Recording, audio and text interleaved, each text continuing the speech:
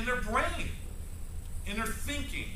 You need to get them to say, look, there's a power greater than you, than all of us, that resides in your body, that resides in the universe, that flows through your body continually. And it's my job to make sure that that flows through your body continually, unobstructed, all the time. Because it's always trying to keep you healthy, all the time. And when you get that corrected, great things are going to happen. But guess what happens? Just like your body's under the force of gravity, right? And you're going to use a cell phone.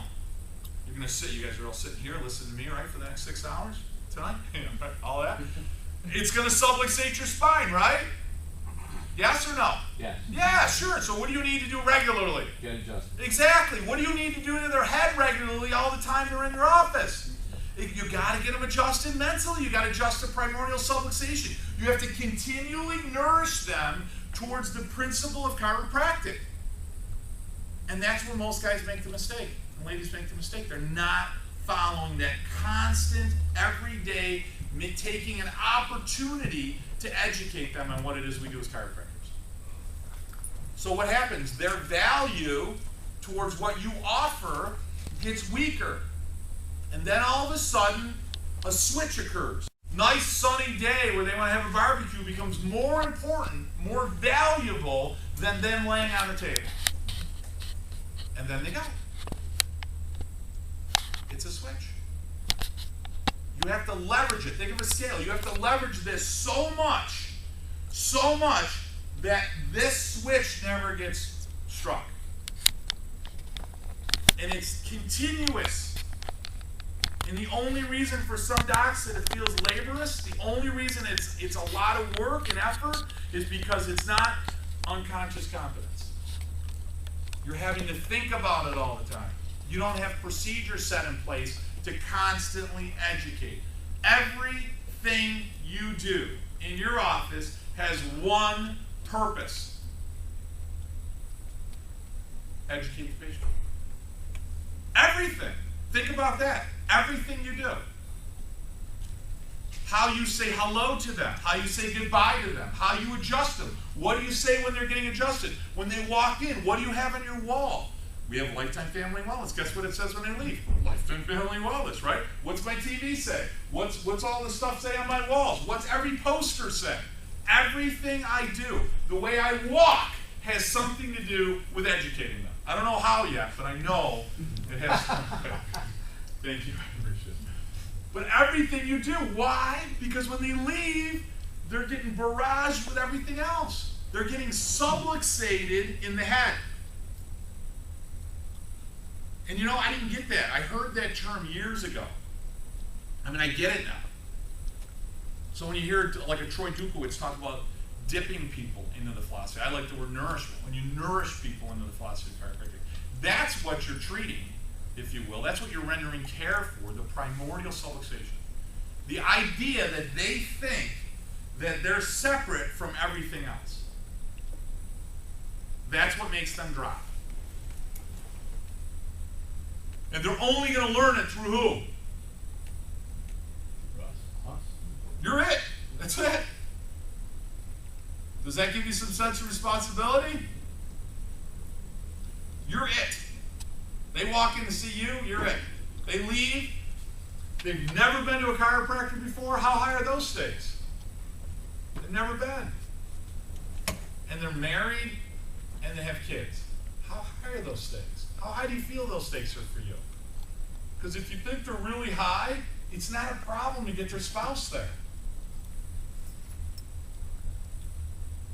They need to be there. Why do you do a group talk? Does everybody do a group talk in here? Why do you do a group talk? Yes. Educate who? Families. Right. Exactly. That's the only reason you do a group talk. Because I did them without group talks, and I got people to follow care. When you do the group talk, the family comes. You're trying to grow a Lifetime Family Wellness practice. The whole family has to come on the Monday night in order to get them in. So the reason you're doing a group talk is to get the families in for care. That's the only reason you're doing it. No other reason. Right? No other reason. Now, I can't get other people Certainly we tried different ways. We can certainly get a few people, but I was not successful at getting a whole bunch of people to come to the second and third. We don't call it new patient orientation. We always call it X-ray review or case review. Okay, so don't ever call it a new patient class. Who wants to go to a new patient class? Yeah! I'm gonna change your life. You're gonna come. It's gonna be great. We're gonna get refreshments and cookies. We got a clown coming and balloons, and they still don't want to come, right? So you don't want to call it a class. What do they want to see? They want to see the results of their X-ray of their case. So you call it case review or X-ray review. Okay. Very important. Don't ever use those other terms. So it's tough to get them to come to another one of those. Has anyone tried that other than me? Anyone tried to have a 2 or 3? I'm the only one who's tried. Okay. Thank you, Francis. Right, so you try to get them. It wasn't working. So what I do is I do a nutrition workshop, exercise workshop, nutrition class, whatever you want to call it. That you can call a class. They'll come to a nutrition class. Okay. Now what you do is you do half of it. You talk about chiropractic, and half of it you talk some nutrition, and you couple them in, and then you dabble that throughout the whole thing with innate, and their body's got the ability to heal, and wonderful things start to happen. Because now you're getting them. You get to nourish them again. You do post X-rays, right? Yes. Wouldn't you just do a post X-ray review before you put them onto their wellness program? I tried that. And? It did not go well. It didn't go well. Yeah. It didn't go. Some people felt like they were being manipulated. That's what I had. So when they willingly come to a nutrition talk, they willingly come on movie night, and they willingly come to certain things that you do. Yeah. It makes it a lot easier. And then you give them a ticket, or you give them some certificate, and you say, look, there's no cost to the nutrition talk as long as that you bring somebody else, a non-practice member. Right? I got a couple new docs. Like, I don't have a lot of flow. Oh, well, okay, let's say you get 6 patients. Well, if you get 6 of them to come and they bring somebody else, they get 12. I mean, 12 people, that's... I talked to 1. Anyone done an X-ray review with 1 person?